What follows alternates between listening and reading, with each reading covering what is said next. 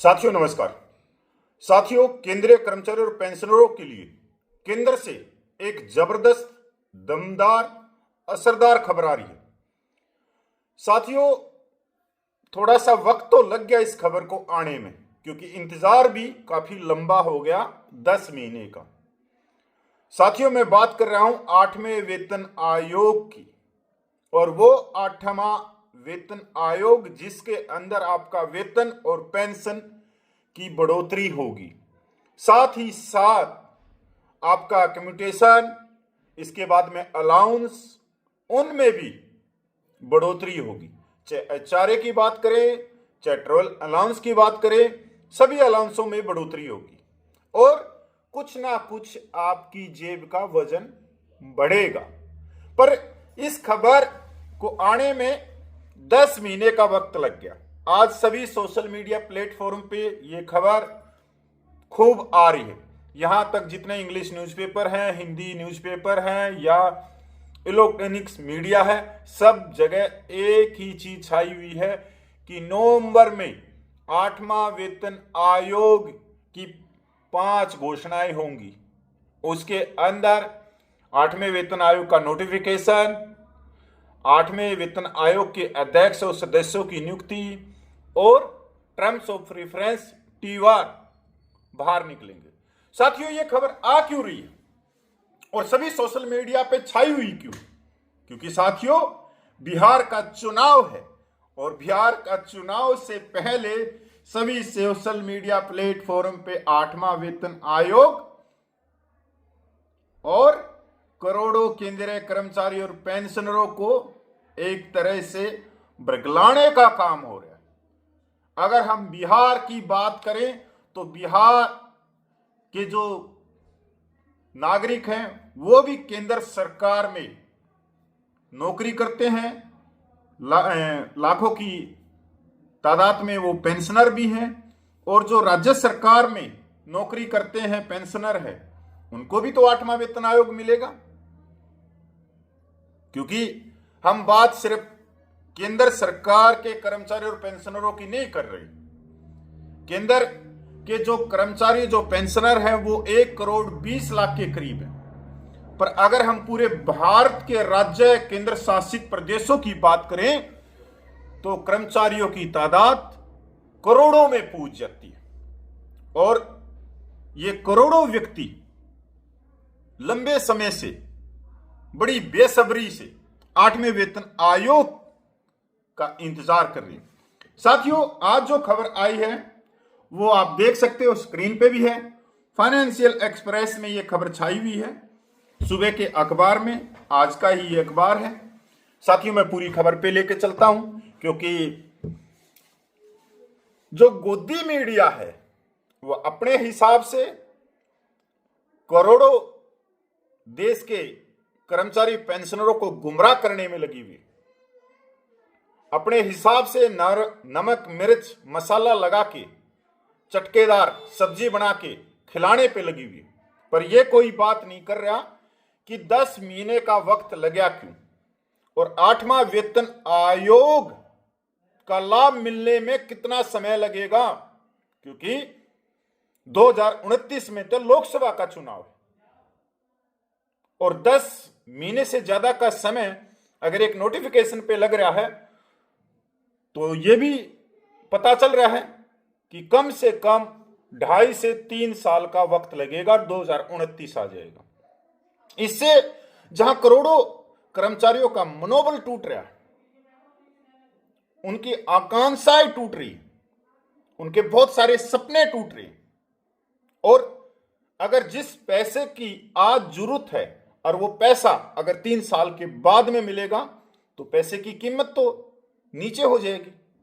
अगर आज सोना ही 1,37,000 के करीब है तो उस समय तो 2.5 लाख से ऊपर पहुंच जाएगा, तो पैसे की तो कीमत नीचे हो जाएगी, और सामान और शिक्षा, स्वास्थ्य, दवाई, पेट्रोल, गैस, मकान, प्लॉट, सीमेंट, पत्थर, सरिया, हल्दी, मिर्च, कपड़े, सारी चीजें महंगी हो जाएंगी, तो पैसे का तो नीचे आएगा।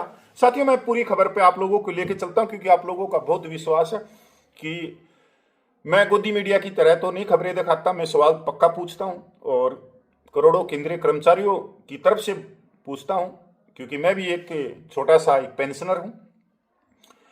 8वां वेतन आयोग अगले सप्ताह गठित होने की संभावना। लाखों राज्य सरकार के कर्मचारियों को भी लाभ मिलने की संभावना, क्योंकि राज्य आमतौर पर वेतन संशोधन में केंद्रीय वेतन आयोग के निर्देशों का पालन करते हैं। सूत्रों के अनुसार बिहार विधानसभा चुनाव से ठीक पहले तथा कैबिनेट द्वारा इसे मंजूरी दिए जाने के 10 महीने बाद केंद्र द्वारा अगले सप्ताह 8वें वेतन आयोग का गठन किए जाने की उम्मीद है। कितना बड़ा अखबार है ये, फाइनेंशियल एक्सप्रेस, और इसने पहले पैरे में ही लिख दिया कि बिहार विधानसभा चुनाव से ठीक पहले। और मैं पिछले 15 दिन से यही कह रहा हूं कि जो मीडिया में 10 महीने के बाद जो तूफान उठा हुआ है 8वें वेतन आयोग का, जो थमने का नाम नहीं ले रहा। ऐसा क्या हुआ कि 16 जनवरी 2025 दिल्ली विधानसभा से पहले केंद्र सरकार 8वें वेतन आयोग गठित करने का फैसला लेती है और उसके बाद में लंबी चद्दर ओढ़ के सो जाती है। अब उसकी नींद फिर टूटती है 15 दिन पहले बिहार विधानसभा चुनाव से। आप समझ रहे हो इसको कि क्या राजनीति है और क्या लॉलीपॉप है और क्या दिखाना चाहते हैं और क्या आपका अंगूठा से वोट लेना चाहते हैं। यह पैनल 11.8 मिलियन से अधिक केंद्रीय सरकारी कर्मचारी और पेंशन भोगियों के लिए संशोधित वेतन और पेंशन मानदंडों की सिफारिश करेगा। मतलब 1,18,00,000 इन्होंने बताया। ऐसा समझा जाता है कि सरकार ने केंद्रीय सरकारी कर्मचारियों के वेतन और पेंशन में 10 के संशोधन की निगरानी के लिए आयोग के अध्यक्ष और सदस्यों के साथ विचारणीय विषयों TOR को अंतिम रूप दे दिया है। चलो, एक तो चीज इस अखबार से ये पता चली कि TOR फाइनल कर चुकी है सरकार, कभी भी बाहर निकाल सकती। ऐतिहासिक उदाहरणों की तुलना में यह कदम निर्धारित समय से कम 1 साल पीछे है। मतलब आज तक के जितने वेतन आयोग हम देखेंगे साथ, उनसे बहुत पीछे चल रहा है 8वां वेतन आयोग। आयोग को अपनी रिपोर्ट जमा करने में 6-12 महीने लगने की संभावना है। अगर नोटिफिकेशन निकालने में ही 11 महीने का वक्त लग रहा है, तो 6 से 12 महीने के अंदर रिपोर्ट कैसे दे सकता है आयोग? या तो रिपोर्ट बन चुकी है सरकार के पास, सिर्फ सरकार एक आयोग बना के उसको रिपोर्ट दे देगी और उससे ले लेगी, तभी हो सकता है ये 6 से 12 महीने के अंदर। नहीं तो लगता नहीं कि 6 से 12 महीने के अंदर कोई रिपोर्ट मिल जाएगी। अगर सरकार ने जब 8वां वेतन आयोग की रिपोर्ट ही बना ली, तो अब अंदर खाते क्या है ये तो भगवान जाने, गर्व की बात है भाई।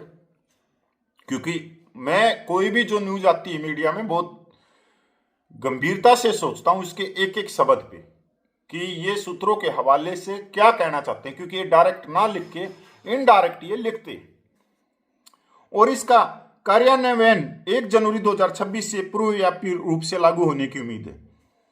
प्रधानमंत्री नरेंद्र मोदी ने दिल्ली की विधानसभा चुनाव से ठीक पहले 16 जनवरी 2025 को 8वें वेतन आयोग के गठन को मंजूरी दी थी। ये बात मैं 15 दिन से बोल रहा हूं, अखबार में तो आ जा रही है, क्योंकि इस जो ये अपना चैनल है कपिल फौजी, इसको बहुत सारे सीनियर पत्रकार देखते हैं जो फाइनेंस की जो रिपोर्ट को कवर करते हैं। बहुत सारे सीनियर पत्रकार इस चैनल को देखते हैं, मेरे पास फोन भी आते हैं, पूछते भी हैं कई बार। राज्य सरकारों और सार्वजनिक क्षेत्र के उपक्रमों सहित प्रमुख हितधारकों से भी जानकारी एकत्र की गई है। यद्यपि वेतन आयोग के निर्णय वेतन वृद्धि के माध्यम से उपभोग को काफी बढ़ावा देते हैं, लेकिन वे राज्य सरकारों, सार्वजनिक क्षेत्र के उपक्रमों, PSU और केंद्रीय विश्वविद्यालयों पर पर्याप्त वित्तीय बोझ डालते हैं, जो आमतौर पर अपने वेतन संशोधनों को केंद्रीय सिफारिशों के अनुरूप करते हैं। वेतन आयोग की सिफारिशें केंद्र सरकार पर बाध्यकारी नहीं है, हालांकि इन्हें मामूली बदलाव के साथ आमतौर पर स्वीकार कर लिया जाता है। यह आयोग केंद्र सरकार के कर्मचारी, नागरिकों, रक्षा और पेंशन भोगियों के वेतन ढांचे, भत्तों, पेंशन लाभों पर सलाह देता है। यह पैरा मैं फिर पढ़ना चाहूंगा कि इसमें ये क्या कहना चाहते हैं। वेतन आयोग की सिफारिशें केंद्र सरकार पर बाध्यकारी नहीं है, हालांकि इन्हें मामूली बदलाव के साथ आमतौर पर स्वीकार कर लिया जाता है। इसका मतलब यह है कि जो आयोग अपनी रिपोर्ट केंद्र सरकार को देगा, केंद्र सरकार उस रिपोर्ट का विश्लेषण करेगी और उसमें से कुछ घटाएगी या उसमें से कुछ हटाएगी और वो रिपोर्ट को मान लेती है। इसके बाद में है, यह आयोग केंद्र सरकार के कर्मचारियों, नागरिक और रक्षा और पेंशन भोगियों के वेतन ढांचे, भत्तों और पेंशन लाभों पर सलाह देता है। मतलब रक्षा कर्मी भी इसी में शामिल है। संदर्भ के लिए 7वें केंद्रीय वेतन आयोग सीपीसी का गठन 28 फरवरी 2014 को 18 महीने की समय सीमा के साथ किया गया था। 1 जनवरी 2016 से लागू होने पर इसने वेतन और पेंशन में 23.55% की वृद्धि प्रदान की थी, जिसके परिणाम स्वरूप 1 करोड़ 2 लाख वित्त वर्ष 2017 में घरेलू उत्पाद का 0.65% अतिरिक्त वार्षिक व्यय हुआ था। इसका मतलब यह है कि जो सरकार की तिजोरी पर जो बोझ पड़ा था वो 1.002 लाख करोड़ रुपए का बोझ पड़ा था। इससे राजकोषीय घाटे को वित्त वर्ष 2016 के 3.9% से घटाकर वित्त वर्ष 2017 में 3.5% करना चुनौतीपूर्ण हो गया।